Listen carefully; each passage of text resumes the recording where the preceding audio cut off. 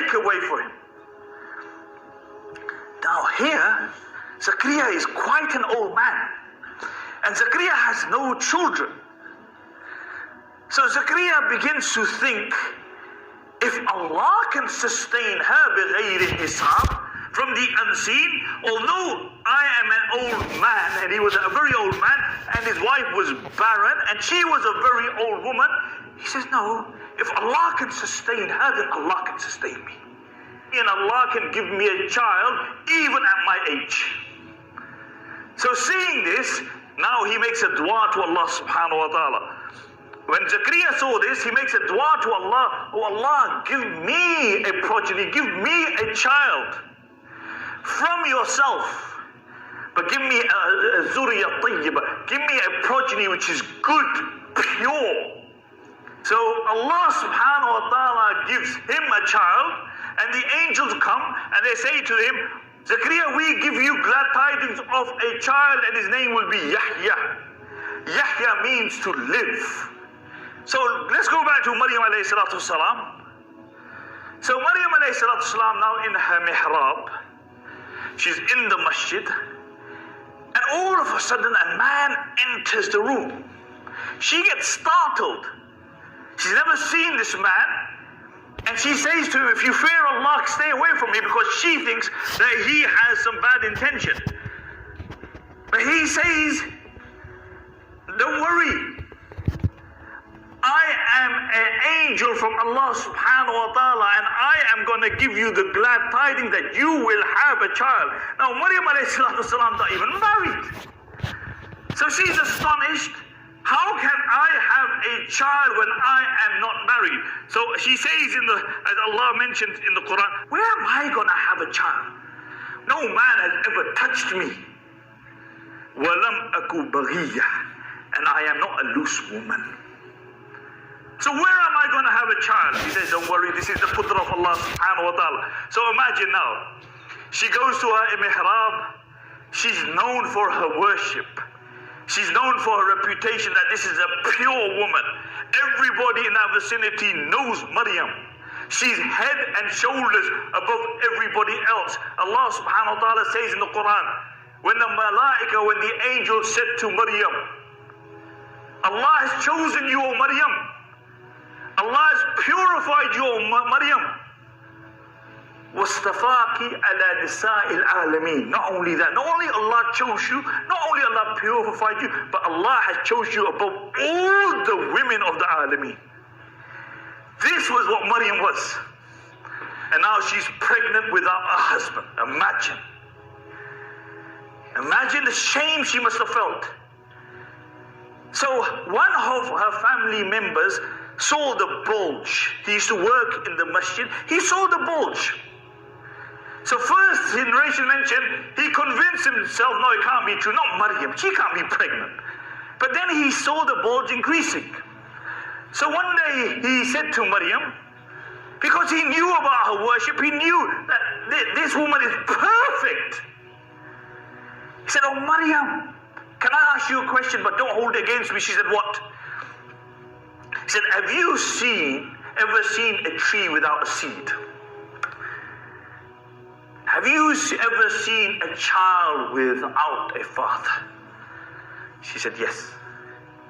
When Allah created the first tree, Allah did not need a seed. When Allah created the first crop, Allah did not need a seed. When Allah created Adam alayhi salatu wasalam, he neither needed a father nor did he need a mother. So he turned away and he told nobody until a time comes that it's time for her to give birth. So as the Quran mentions, she goes far away, keeping herself away from the family. She's ready to give birth, and the pains start. Pains of labor, nobody is around her. And she's commanded by Allah to go to a particular place. And she goes there, there's nobody, no mother, no sister, no husband, nothing. And on top of that, she's going to have a child, she's going through the pain, she's going to have to bring that child to show the world, to show her family. So Allah says, قالت يا ليتني مت قبل هذا وكنت نسيا منسيا. Oh Allah, I wish I had died before this. You know why? Because if you're dead, you don't have to listen to anybody. And people of shame and people of haya and people of ghaira, when something like this happens, it hurts them. For people of ghaira, the tongue is more dangerous than the hand. Because the tongue destroys people's reputation. She said, oh Allah, I wish I could die before this. Or I could be a person who is a nobody. He's so low that nobody mentions him, they forget him. But that wasn't the fact. Because there was no actually woman who was greater than Maryam in her time. She was the woman of her time, so that was also impossible.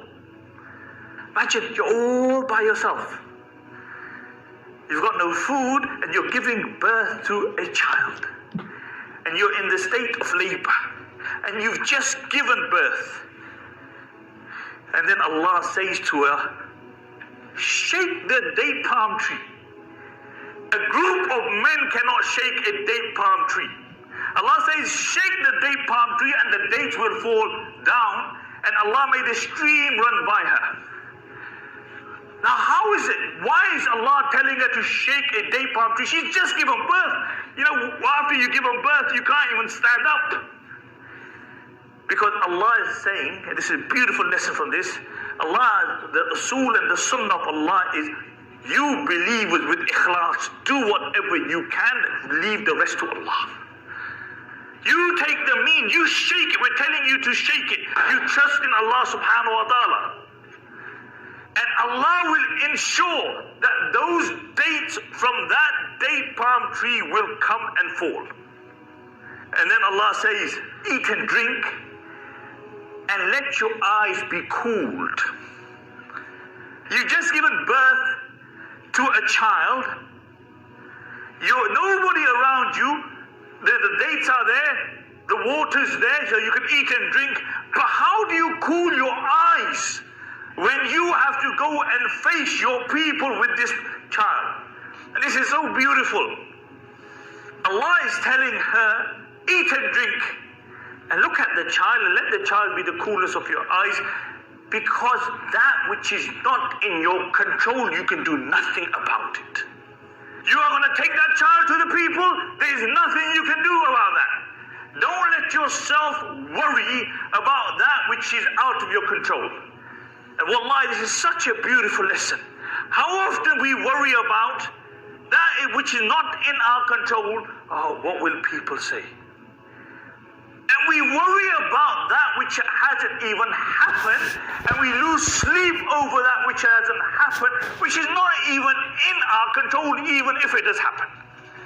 So Allah is saying to Maryam alayhi salam, eat and drink, and let that child be the coolness of your eyes, and do not worry. Look how Allah subhanahu wa ta'ala kept the honor.